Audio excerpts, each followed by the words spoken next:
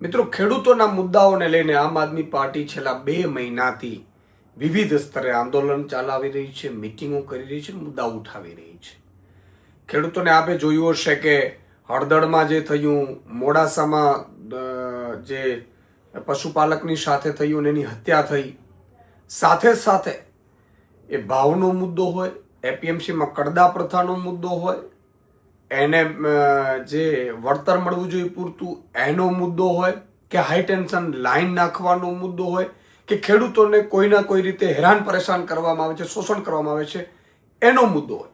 આ તમામ મુદ્દાઓને લઈને 2 મહિનાથી આમ આદમી પાર્ટી છે એ સતત 8 થી 9 જેટલી કિસાન મહાપંચાયતો આખા ગુજરાતમાં કરી અને મેં જાહેર કર્યું હતું સુદામડામાં, આપને ખબર તો 10 મુદ્દાઓને લઈને આમ આદમી પાર્ટી આગામી સમયમાં મુખ્યમંત્રીને મળશે.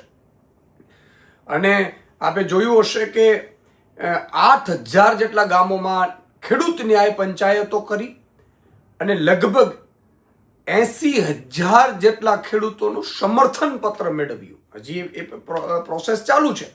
અને પછી અમે મુખ્યમંત્રીને મળવા ગયા. મુખ્યમંત્રીને પણ 11 મુદ્દાઓ 10 હતો ને પછી હાઈ ટેન્શન લાઈનનો એડ કરવામાં આવ્યો કે લોકોની, ખેડૂતોની ખૂબ માંગ હતી. કચ્છમાં છે, ધાંગધ્રામાં છે, આખી લાઈનો નીકળે છે. આખા ગુજરાતમાં બેફામપણે ખેડૂતોના ખેતરોમાંથી મોટી મોટી લાઈનો નીકળે અને ખેડૂતોને વળતર પણ ન મળે અને પોલીસનો અત્યાચાર કરવામાં આવે. પોલીસ અને સરકાર જાણે ઉદ્યોગપતિની દલાલી કરતી હોય એવી સ્થિતિમાં આવે ત્યારે આ મુદ્દો પણ અમે એડ કર્યો. અને ગતરોજ અમે ધારાસભ્યને અમારું ડેલિગેશન મુખ્યમંત્રીશ્રીને મળ્યું. મુખ્યમંત્રીને અમે રજૂઆત કરી છે. મુખ્યમંત્રીને કહ્યું છે કે આ પ્રશ્નોનો ઉકેલ લાવો અને થઈ શકે એવા છે. માની લો કે હેક્ટરે 50,000 રૂપિયો આપી શકાય એવું છે, 12 કલાકે દિવસે વીજળી આપી શકાય એવી છે. તો એ 11 મુદ્દાઓ મિત્રો ચર્ચા કરી. મને પૂરો વિશ્વાસ છે મુખ્યમંત્રીશ્રીએ અમને સાંભળ્યા, આખા ડેલિગેશનને સાંભળ્યા.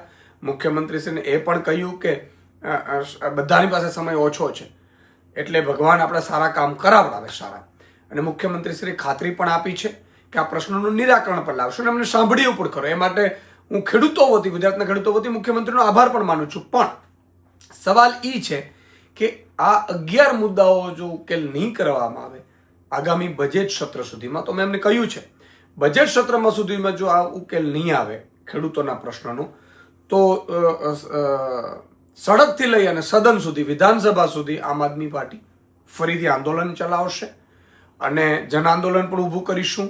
આજે સાઇન કેમ્પેનમાં 80,000 ખેડૂતો છે, એની જગ્યાએ પછી 20 લાખ ખેડૂતોની સાઇન કેમ્પેન ચાલશે. અને વિધાનસભામાં પણ અમારા ધારાસભ્યો છે મજબૂતાઈથી આ મુદ્દાઓ ઉઠાવશે. અને પછી એક જ વસ્તુ રહેશે કે જો સરકારને અમારે તો કામથી મતલબ છે. અમારું વિપક્ષ તરીકેની ભૂમિકા હતી, લોકોને સાથે લેવાની ભૂમિકા હતી, એક યોગ્ય પ્લેટફોર્મ સુધી પહોંચાડવાનું. આવું કોઈ પાર્ટી અત્યાર સુધી નહીં કર્યું હોય. અમે યોગ્ય પ્લેટફોર્મ સુધી પહોંચાડ્યું પણ કર્યું અને એમને પણ તક આપી છે કે તમારા હાથમાં સત્તા છે, તમે કરી લ્યો.